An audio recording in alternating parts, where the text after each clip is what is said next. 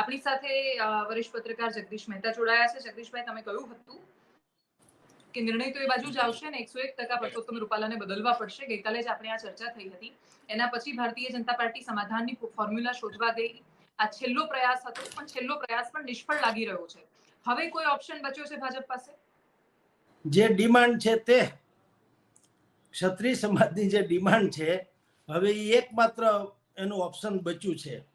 મેં બેન આપણે કાલે ડિબેટમાં ચર્ચા કરી હતી કે બે ઓપ્શન છે, પણ આ સરકાર તો સરકાર હોતી હે, એને એમ લાગે ને કે ભાઈ આ બુદ્ધિશાળી ક્યાં અમારા કરતા કોઈ વધારે હોય. હું હજી કહું છું સરકાર પાસે હજી એક તક, હવે બહુ મોડું થઈ ગયું છે, પણ ગાયત્રી આશ્રમ ઉપલેટાના મહંત પૂજ્ય લાલ બાપુ અને કચ્છના આશાપુરા મઢના મહંત, એ બંને સિવાય કોઈનો મેળ પડે એમ નથી.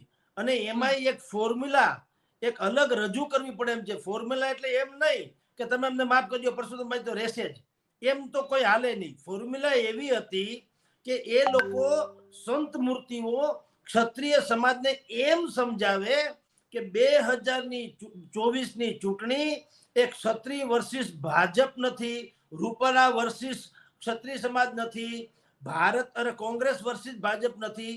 આ વિશ્વની કેટલીક શક્તિઓ, હું ઇન્વર્ટેડ કોમામાં કહું છું, જે શક્તિઓનો હમણાં રાહુલ ગાંધી અને નરેન્દ્ર મોદીમાં ભારે ડખો થયેલો, તે કે કેટલીક એવી શક્તિઓ છે જે ભારતને મહાસત્તા બનતી અટકાવવા જોવે છે, જે લોકો ભારતને નીચું પાડવા માંગે છે, જે લોકો ભારતમાં અરાજકતા સર્જવા માંગે છે, એની સામે એક માત્ર અડીખમ લડત સનાતન અગર કોઈ આપી રહ્યા હોય તો નરેન્દ્ર મોદી છે. આ એક જ પોઈન્ટ હતો, જે પોઈન્ટ ઉપર હજી પણ ક્ષત્રિય સમાજને, કારણ કે ક્ષત્રિય સમાજના હૃદયમાં નરેન્દ્ર મોદી માટે તો કમસે કમ હજી સારામાં સારું સ્થાન છે. પણ હવે આ કરવા કરતા ગઈકાલે જ તમને કહું કે ભારતીય જનતા પાર્ટીના દિગ્ગજ નેતાઓની સાથે વળી પાછી કુંડલીમાં ગોળ ભાંગે મીટિંગ કરી લીધી CR પાટીલે, અને કાલને કાલ પાછું જાહેર કરી દીધું કે અમારે રૂપાલાને બદલાવાના થતા નથી. તો આનો અર્થ એમ છે કે તમે એક તો નિર્ણય તો કરી દીધો છે. હવે આજની જે બેઠક નિષ્ફળ ગઈ છે, એ બેઠક તો અમસ્તી ઔપચારિક થઈ ગઈ હતી, કારણ કે નિર્ણય તો તમારો પાકે પાયા હતો. એટલે મેં કાલે કીધું તું, આજે કહું છું, ભવિષ્યમાં શું થવાનું એ કહી દઉં. હવે તો આમાં પત્રકાર કરતા ભવિષ્ય વેતા વધુ થઈ ગયા એવું થઈ ગયું, કારણ કે હવે આમાં PhD થઈ ગયા વિષય ઉપર. એનું કારણ એ છે કે આ લોકો છે ને આ જાજા રસોઈયા કઢી બગાડે, કોઈને સમજણ નથી પડતી શું કરવું જોઈએ. જેનું કારક જે કરે બીજો કરે બગાડ, તાળું ઉઘાડી ન શકે, કટકા કરે કુહાડ. તમે કુહાડો લઈને જાઓ, તાળું ખોલે નહીં, કટકા કરે ખોલે નહીં, એ ચાવીથી ખુલે. તો ચાવી જે છે એ મગજથી હલાવવી જોઈએ. આ લોકોએ મગજથી ઓછી હલાવીને તાકાતથી હેન્ડ પાવરથી હલાવી છે, તો ન થાય. આજે શું થયું, ભૂપેન્દ્રસિંહ ચુડાસમાએ કેવું પડ્યું ને કે ક્ષત્રિય સમાજે કોઈ પણ પ્રકારની ફોર્મ્યુલા સ્વીકારવાની ના પાડી છે. એને એક મુદ્દાનો કાર્યક્રમ છે, પરસોત્તમભાઈ રૂપાલાને બદલાવો. અને દેવાંશીબેન, હવે આપને કહી દઉં, તારીખે લખી રાખજો, 9 તારીખ 9મી એપ્રિલ માનનીય રૂપાલા સાહેબ પોતાને વિડ્રો કરશે.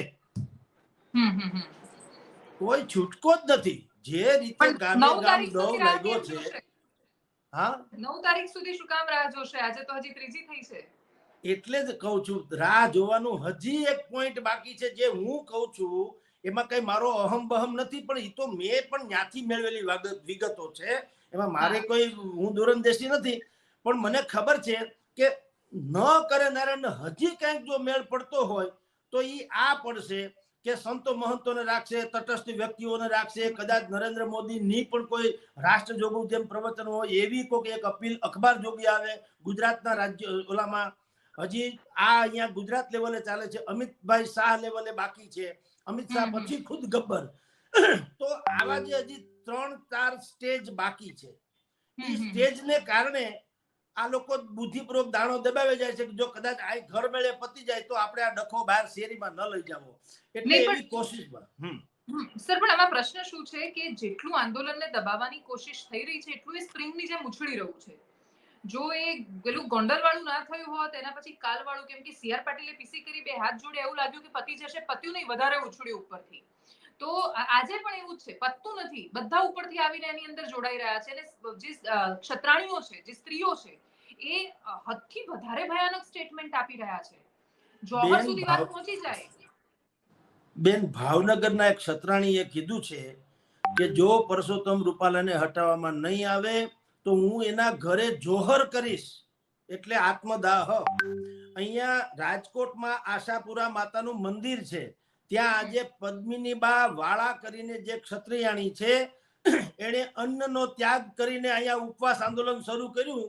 જો કે સરકારને ખબર પડી ગઈ એટલે એણે આજે એને અમદાવાદ બોલાવી લીધા છે, અત્યારે અમદાવાદ છે, પણ એનો ઉપવાસ આંદોલન ચાલુ છે. હવે મેં આની પહેલા એક ચર્ચામાં કીધું હતું કે આ અમુક શબ્દો પણ એવા ખતરનાક છે ને એટલા લાગણી ભીના છે ને એટલા સેન્સિટિવ હોય છે કે એ શબ્દો બોલવાથી આખી વ્યાખ્યા ફરી જાય. તમે યુવતી શબ્દ બોલો અને દીકરી શબ્દ બોલો, એમાં ફેર એકને એક જ પાત્ર છે, પણ યુવતી કયો, ગર્લ કયો અને દીકરી કે ડોટર કયો, એમાં આસમાન જમીનનો ફેર. એમ આશાપુરા જો એમ ગાંધીજીના પુતળા પાસે કે જાહેર રોડ ઉપર તમે ધરણા પ્રદર્શન કરો એ જુદી વાત છે, અને માં આશાપુરાના મંદિરમાં તમે ધરણા કરો એ જુદી વાત છે. પછી આત્મવિલોપન શબ્દ છે અને જોહર શબ્દ છે, બે વચ્ચે ફેર. એટલે એ બધા જ સેન્સિટિવ શબ્દો જે છે એ ફાડી ખાશે આ સમાજ. આ ભારતીય જનતા પાર્ટી જો હજી ભૂલ કરશે તો બેટર છે. આમાં કોઈ મને બી આપણે તો કોમન મેન તરીકે કહું બેન કે ક્યાં એને તમારી પાસેથી રજવાડા માંગી લીધા? જેમ 562 રજવાડા એને દઈ દીધા દેશને અખંડિતતા માટે, એમ ક્ષત્રિય સમાજે ક્યાં તમારું રજવાડું માંગી લીધું? એક રૂપાલા સાહેબનું ટિકિટ માંગી લીધું. હવે ટિકિટ માંગી લીધું, ક્યાં ફરક પડતા હે? બહુરત્ના વસુંધરા એને એ જ સમાજમાંથી અનેકો લોકો છે, ગમે એને આપી દે, વાત પૂરી થાય. પણ ભારતીય જનતા પાર્ટીના ડર શું છે? ડોસી મર્યાનો નહીં, આ જમ ઘર ભાળી જાય એનો છે. કારણ કે પોતે પેટ ચોળીને સૂળ ઊભું કર્યું છે, એટલે ડુંગરે ડુંગરે કાદુ તારા ડાયરા, ચારે કોર હળગ્યું છે. હવે રાજકોટમાં જો ડખો પૂરો થાય તો સુરેન્દ્રનગરમાં ચાલુ છે, કોળી ચુવાળિયા, કોળી તળપદા, એનો ડખો ચાલુ છે. પોરબંદરમાં આયાતી ઉમેદવાર એમ કરી મનસુખભાઈનો ડખો ચાલુ છે. જુનાગઢમાં રાજેશભાઈ ચુડાસમાને આપ્યો તો ત્યાં રઘુવંશી સમાજ કે આ તો કોઈ કાળે ન જોઈએ, વગેરે વગેરે. તો આ ભારતીય જનતા પાર્ટી એની રીતે ભલે રણનીતિક રીતે સાચી હોય, પણ મને એમ થાય છે કે જયારે આટલો સેન્સિટિવ ઇસ્યુ છે એ કેવળ તમે CR પાટીલના ભરોસે ન છોડો ભાઈ. એના કરતા ભલે ગમે એમ તો ભૂપેન્દ્રસિંહ ચુડાસમા છે, બાકીના જે કેટલાક સિનિયર નેતાઓ છે, અને સામાજિક અગ્રણી, આમાં રાજકીય ઓછા લાવો. તમે જુઓ પટેલ સમાજમાં ક્યારેય તમે બાકી બધામાં થોડું થોડું રાજકારણ દેખાય છે, પણ સિદ્ધસર કે ઊંઝાના ઉમિયા ટ્રસ્ટ જે છે, બાકી બધે નહીં હો, પણ ઉમિયા ટ્રસ્ટ કહું, ત્યાં તમે જુઓ કોઈ પણ માણસ આવે ને એટલે બધાને બહાર કહેવામાં આવે છે કે જેમ પગરખા તમે ઉતારો છો એમ તમારા અભરખાઈ ઉતારીને અહીં આવજો. ખાલી પગરખા નહીં, હું મંત્રી, હું ફલાણું, હું ઢીકણું, કાંઈ કોઈ બેનર નહીં. માં ઉમાના તમે સંતાન કે ભક્ત છો એ રીતે અહીંયા આવો. એમ આ કિસ્સામાં પણ જો ભારતીય જનતા પાર્ટી આખું હેન્ડઓવર સમાજના લોકો ઉપર કર્યું હોત તો સમાજની એકબીજાની આંખની શરમ નડે. આ તો શું થયું? તમે કરડી નજરે જોતા હોય એવું લાગે તો ઓલા મૂછ મરડે, તમારી નજર કરડે, ઓલાની મૂછ મરડે, કે હવે તો લડી જ લેવું છે. એટલે ભલે ઘોડાને વલ આંકડાને હલ બાંધવા, હથિયાર જાજી ફોજમાં ઝીકવું મરવું એક જ વાર ને, એ બધું ન હોય તો એના મનમાં આવવા માંડે કે હવે તો ખાપકી જ જવું ગમે. અહીં એનો જાતીય સ્વભાવ છે. એટલે આ મુશ્કેલી હાથે કરીને ઊભી કરી છે. એનું હાલ તુરંત મને લાગે આનો એક માત્ર સોલ્યુશન હવે તો તમને કહું એટલું જાડું થઈ ગયું છે. મેં આપને તારીખ પણ આપી છે, 9 તારીખ પહેલા તમે ને હું ક્યાંક મળીશું તો દેખજો પરસોત્તમભાઈ રૂપાલાએ આ પોતાની જાતને માનભેર, પણ હવે જેટલું મોડું કરશે એટલું માન ઘટતું જશે. સવાલ માનનો તો હવે તો માનભેરનો તો રહ્યો જ નથી. છેલ્લો પ્રશ્ન છે સર મારો કે પત્રકાર પરિષદમાં એવું કહેવામાં આવ્યું કે નૈતિકતા, વાણી વિલાસ અને રાજનેતાઓ મનોરંજક, લોકરંજક બની ગયા છે, કે સ્ટેજ પર હોય જ્યારે તો જેમ કે આમાં જે થયું એમ કે રૂખી સમાજને ખુશ કરવું છે, તો સરખામણીએ બીજાને તમે કે ભાઈ એ લોકોએ તો કોમ્પ્રોમાઇઝ કરી દીધું હતું, ખાલી તમે જ હતા જે લડતા હતા, એ રીતે લોકોને ખુશ કરવા માટે નેતાઓ જાણે એ કામ એમને મજા આવવી જોઈએ, બસ એમને એવું નહીં કે નેતામાંથી કશું શીખવા મળે, તો એ રીતે જે પ્રયાસ કરતા હોય છે એના પર રોક આવશે ખરી? અને બીજું કે મનમાં જે જાતીય દ્વેષ હોય એ જશે એવું તમને લાગી રહ્યું છે? અવાજ નથી આવી રહ્યો. હા કદાચ ફોન આવી રહ્યો છે તમને એટલે વચ્ચે અવાજ નથી આવી રહ્યો. હા, અવાજ નથી આવતો. ના, એ ફોન આવે છે ને એટલા માટે તમારે હા એને હા તમને વચ્ચે ફોન આવ્યો એટલે એ અવાજ જતો રહ્યો છે એવું લાગી રહ્યું છે મને. કઈ વાંધો નહીં, એમને ફરી એકવાર જોઈન કરાવજો ને. એક નાનો પ્રશ્ન છે મારો પણ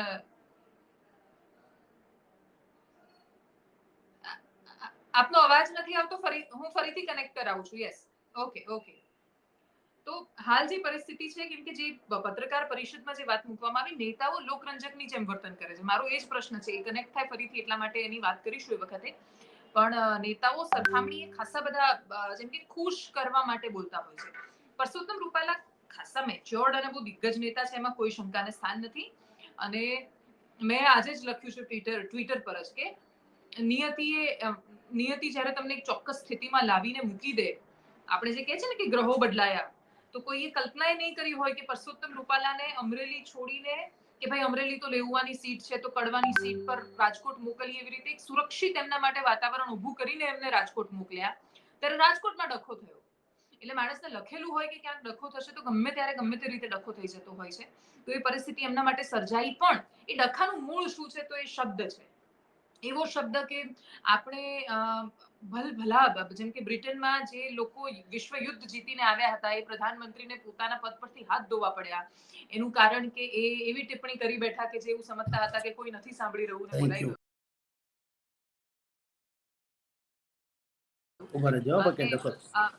જગદીશભાઈ, છેલ્લો પ્રશ્ન હતો મારો કે નૈતિકતા, વાણી વિલાસ એ બધા પર હવે રોક લાગશે? નેતાઓ વિચારશે ખરા બોલતા પહેલા? બેન, હવે તો જાહેર સભામાં તો છોડો, હું ને તમે વાત કરશું તોય જોખી તોડીને બોલશું. એવી સેન્સિટિવિટી સમાજના સંદર્ભમાં તો અત્યારે આવી ગઈ છે.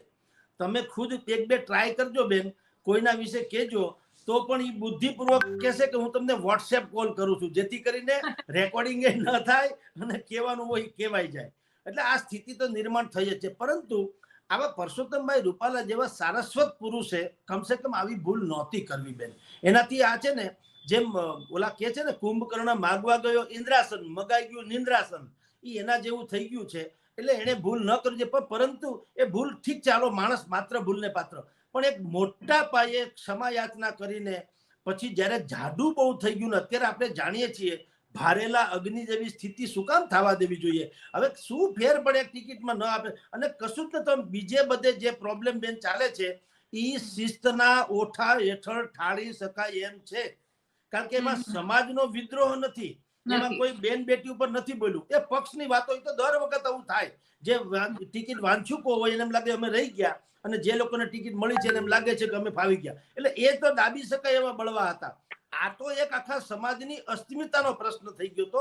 એમાં સરકારે નમતું જોઈતું હોત તો ઘણું સારું થયું હોત. એક નાનો પ્રશ્ન, એમનું રાજકીય ભવિષ્ય શું? એમને રાજ્યસભામાં મોકલવા સિવાય કોઈ રસ્તો રહેવાનો? કેમ કે વડોદરાથી પણ લડવાની તો ના પાડી દીધી.